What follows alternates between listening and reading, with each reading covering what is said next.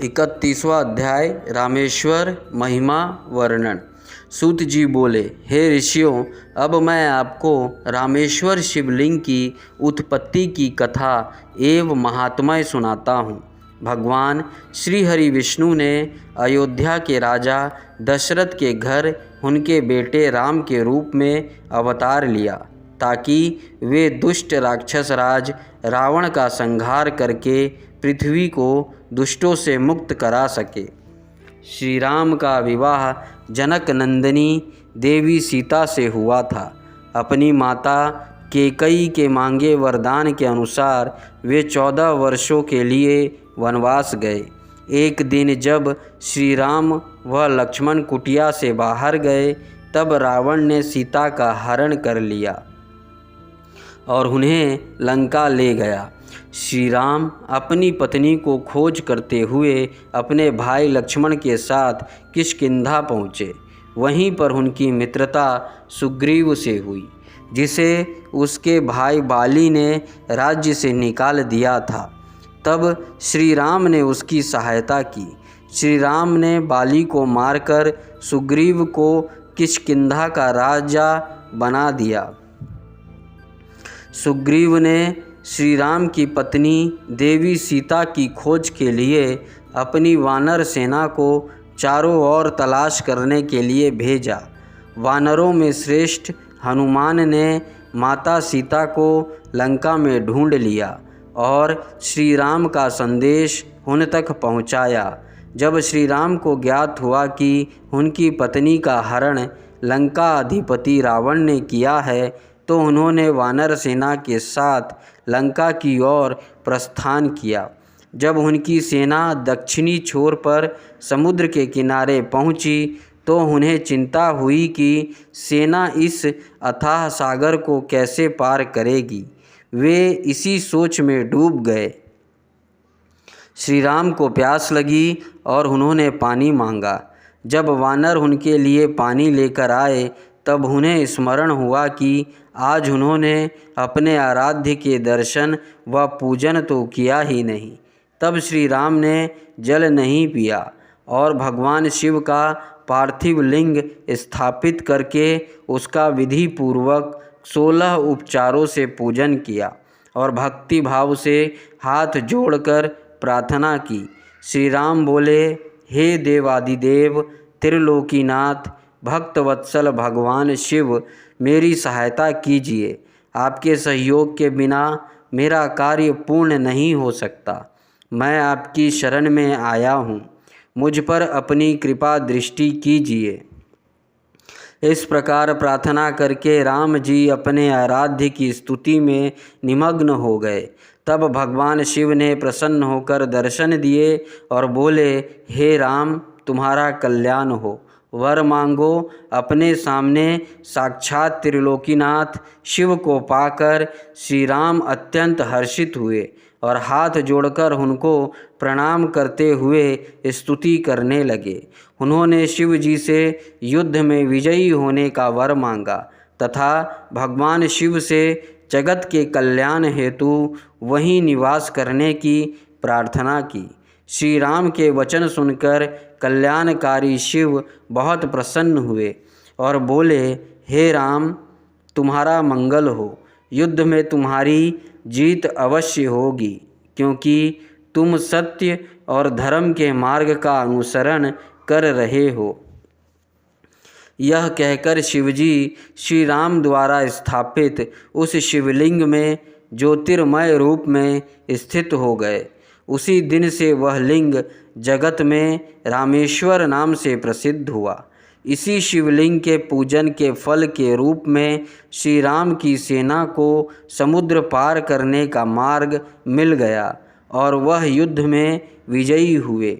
श्री राम ने रावण एवं अन्य राक्षसों का संहार किया और अपनी पत्नी सीता को मुक्त कराया। यह रामेश्वर ज्योतिर्लिंग भक्तों को भोग और मोक्ष प्रदान करने वाला है। इस शिवलिंग को गंगा जल से स्नान कराने से मोक्ष की प्राप्ति होती है और मनुष्य जीवन मरण के बंधनों से मुक्त हो जाता है। रामेश्वर ज्योतिर्लिंग की महिमा सुनने वालों के सभी पापों का नाश हो जाता है। 32वां अध्याय सुदेहा सुधर्मा की कथा। सूत जी बोले, हे महर्षियों, दक्षिण दिशा में देव नामक एक विशाल अद्भुत पर्वत है। उसके पास ही सुधर्मा नामक ब्राह्मण अपनी पत्नी सुदेहा के साथ रहता था। वह भगवान शिव का परम भक्त था। वह सदा ही वेदों द्वारा बताए मार्ग पर चलता और प्रतिदिन अग्नि से हवन, कर्म, अतिथि का पूजन और शिव जी की आराधना करता था। इस प्रकार पूजन करते हुए वे दोनों पति पत्नी अनेक सत्कर्मों में लिप्त रहते थे। उनकी पत्नी से इस विषय में कहती तो उनकी पत्नी सुदेहा पतिव्रता स्त्री थी। उनकी पत्नी को एक बात का दुख था कि उनकी कोई संतान नहीं थी। इस कारण उनका मन परेशान रहता था। जब भी सुदेहा अपने पति से इस विषय में कहती तो वह उन्हें समझाते कि पुत्र प्राप्ति से क्या लाभ है। आजकल सभी रिश्ते नाते स्वार्थी हो गए हैं, परंतु फिर भी वे सदा दुखी रहती थी। एक दिन की बात है, सुदेहा अपनी सखियों के साथ पानी भरने गई थी। वहीं पर उनका परस्पर झगड़ा हो गया और तब उनकी सहेलियों ने उसे बांझ कहकर अपमानित करना शुरू कर दिया। वे बोली, तू बांझ होकर इतना घमंड क्यों करती है? तेरा सारा धन तो राजा के पास ही चला जाएगा, क्योंकि तेरा कोई पुत्र तो है नहीं। दुखी मन में सुदेहा घर लौट आई। उसने सारी बातें अपने पति को बताई। उन्होंने अपनी पत्नी को बहुत समझाया, परंतु वह कुछ भी मानने को तैयार नहीं थी। तब उन ब्राह्मण देवता ने मन में भगवान शिव का ध्यान करते हुए 2 फूल अग्नि की तरफ उछाले और सुदेहा से एक फूल चुनने के लिए कहा। उनकी पत्नी ने गलत फूल चुन लिया। उन्होंने अपनी पत्नी को समझाया, तुम्हारे भाग्य में पुत्र नहीं है, इसलिए अब अपनी इच्छा त्याग दो और शिव जी के पूजन में लग जाओ। अपने पति सुधर्मा की बातों का सुदेहा पर कोई प्रभाव नहीं पड़ा और वह उनसे इस प्रकार बोली, हे प्राणनाथ, यदि आपको मेरे गर्भ से पुत्र प्राप्त नहीं हो सकता तो आप दूसरा विवाह कर लीजिए। परंतु सुधर्मा ने विवाह से इनकार कर दिया। तब सुदेहा अपनी छोटी बहन धूष्मा को अपने घर ले आई और अपने पति से प्रार्थना करने लगी कि वे उससे विवाह कर ले। सुधर्मा ने उसे समझाते हुए कहा, यदि मैंने इससे विवाह कर लिया और इससे पुत्र हो भी गया तो भी तुम दोनों बहनें सौतन बन जाने पर एक दूसरे का विरोध करोगी और मेरे घर में झगड़ा होता रहेगा। तब सुदेहा बोली, हे प्राणनाथ, भला मैं अपनी बहन का विरोध क्यों करूँगी? आप चिंता त्याग दे और धूष्मा से विवाह कर ले। अपनी पत्नी की प्रार्थना मानकर सुधर्मा ने धूष्मा से विवाह कर लिया। विवाह के पश्चात सुधर्मा ने सुदेहा और धूष्मा से मिलजुल कर रहने एवं आपस में एक दूसरे की बात मानने के लिए कहा। फिर धूष्मा अपने पति सुधर्मा के साथ प्रतिदिन 101 शिवलिंग, पार्थिव शिवलिंग का 16 उपचार से पूजन करके तालाब में उनका विसर्जन कर देती। इस प्रकार जब उसने 1 लाख पार्थिव लिंगों का पूजन पूर्ण कर लिया तो शिव जी की कृपा से उसे परम सुंदर गुणवान पुत्र की प्राप्ति हुई। पुत्र पाकर धूष्मा और सुधर्मा बहुत प्रसन्न हुए, परंतु सुदेहा को अपनी बहन से जलन होने लगी। 33वां अध्याय धूष्मेश्वर ज्योतिर्लिंग की उत्पत्ति व महात्म्य। सूत जी बोले, हे मुनि गणों, सुदेहा अपनी छोटी बहन धूष्मा से बहुत ईर्ष्या करती थी। उसके पुत्र के प्रति भी उसका व्यवहार बुरा था। धीरे धीरे धूष्मा का पुत्र बड़ा हो गया। उसे विवाह योग्य जानकर ब्राह्मण सुधर्मा ने उसका विवाह एक योग्य कन्या से करा दिया। इससे सुदेहा की ईर्ष्या और अधिक बढ़ गई। उसने निश्चय किया कि जब तक धूष्मा के पुत्र की मृत्यु न होगी तब तक मेरा दुख कम नहीं होगा। अपनी खोई प्रतिष्ठा और धूष्मा को सबक सिखाने का निश्चय सुदेहा ने कर लिया। एक रात सब प्राणियों के सो जाने के बाद सुदेहा ने धूष्मा के सोते हुए पुत्र की हत्या कर दी। फिर उसके छोटे छोटे टुकड़े करके उसी तालाब में बहा आई जहाँ धूष्मा प्रतिदिन शिव पार्थिव लिंगों का पूजन के उपरांत विसर्जन करती थी। घर आकर सुदेहा आराम से सो गई। प्रातःकाल उठकर सुधर्मा भगवान शिव का पूजन करने चले गए। सुदेहा और धूष्मा भी अपने अपने काम में लग गई। जब धूष्मा की पुत्र वधू ने अपने पति की चारपाई पर खून और शरीर के अंगों के टुकड़े देखे तो वह अत्यंत व्याकुल हो गई और उसने अपनी सास को सूचित किया। वहाँ का दृश्य देखकर वह फौरन समझ गई कि किसी ने उनके पुत्र की हत्या कर दी है। यह जानकर धूष्मा जोर जोर से रोने लगी। सुदेहा भी उनकी देखा देखी आंसू बहाने लगी, परंतु मन में वह अपनी सौत के दुख से बहुत प्रसन्न थी। कुछ देर पश्चात सुधर्मा शिव जी के पूजन से वापस लौटे तो उन्हें सब बातें पता चली। सुधर्मा धूष्मा से बोले, देवी, इस तरह से रोना छोड़ दो। अपने दुख को दूर करके अपना कार्य पूरा करो। भगवान शिव ने ही हमें कृपा करके पुत्र प्रदान किया था और वही उसकी रक्षा करेंगे। इसलिए तुम रोना छोड़ो और अपना नित्य कर्म करो। तब पति की आज्ञा मानकर देवी धूष्मा ने शिव जी के पार्थिव लिंगों का पूजन किया और उन्हें बहाने के लिए तालाब पर गई। जब लिंगों का विसर्जन करने के उपरांत वह मुड़ी तो उसे अपना पुत्र वहीं तालाब के किनारे खड़ा मिला। अपने पुत्र को जीवित पाकर वह बहुत प्रसन्न हुई और मन ही मन अपने आराध्य देव भगवान शिव का स्मरण करके उसका धन्यवाद व्यक्त करने लगी। उसी समय भगवान शिव वहाँ प्रकट हो गए और बोले, देवी धूष्मा, तुम्हारी आराधना से मैं प्रसन्न हूँ। मांगो, क्या वर मांगना चाहती हो।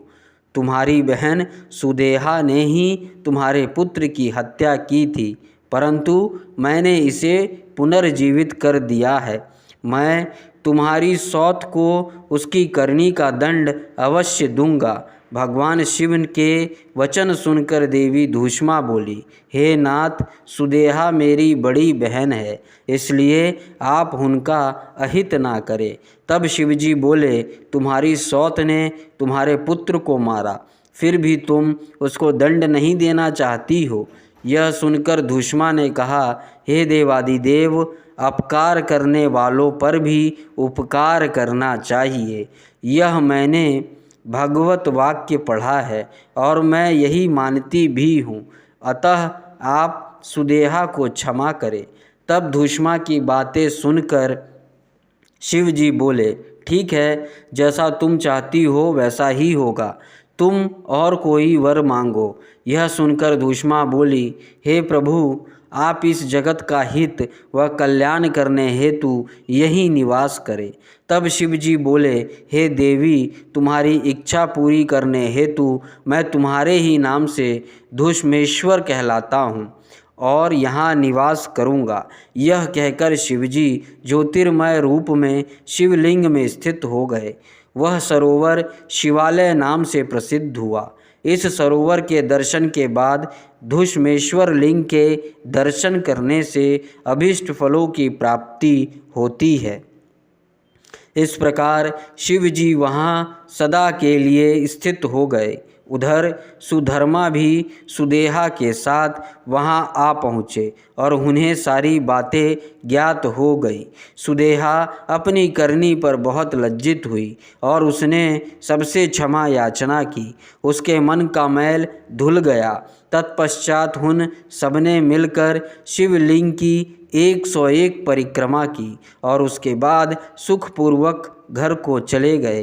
हे मुनियों, इस प्रकार मैंने आपको 12 शिव ज्योतिर्लिंग की कथा एवं महात्म्य सुनाया। जो प्राणी भक्ति भावना से इसे सुनता अथवा पढ़ता है वह सब पापों से मुक्त हो जाता है और उसे भोग और मोक्ष की प्राप्ति होती है। हर हर महादेव। ओम नमः शिवाय। 34वां अध्याय श्री विष्णु का सुदर्शन चक्र की प्राप्ति। व्यास जी बोले, सूत जी के वचन सुनकर सभी ऋषिगणों ने उनकी बहुत प्रशंसा की। तत्पश्चात वे बोले, सूत जी, आप सब कुछ जानते हैं, इसलिए हम अपनी जिज्ञासा की शांति के लिए आपसे प्रश्न पूछते हैं। अब आप हमें हरीश्वर नामक शिवलिंग का महात्म्य बताइए। हमने सुना है कि इसी शिवलिंग के पूजन के फलस्वरूप भगवान श्री हरि विष्णु को सुदर्शन चक्र की प्राप्ति हुई थी। ऋषिगणों द्वारा किए गए प्रश्नों को सुनकर सूत जी बोले, हे मुनि गणों, एक समय की बात है। पृथ्वी लोक पर दैत्यों का अत्याचार बढ़ने लगा। वे अत्यंत वीर और बलशाली हो गए तथा उन्होंने मनुष्य को प्रताड़ित करना आरंभ कर दिया। यही नहीं, वे देवताओं के भी घोर शत्रु हो गए और उन्हें भी दंडित करने लगे। संसार से धर्म का लोप होने लगा, क्योंकि दैत्य अधर्मी थे और अन्य मनुष्य को भी पूजन नहीं करने देते थे।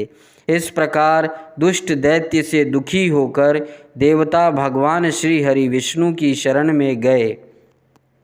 उन्होंने विष्णु जी को अपने सारे दुख बताए तथा उनसे दुखों को दूर करने की प्रार्थना की।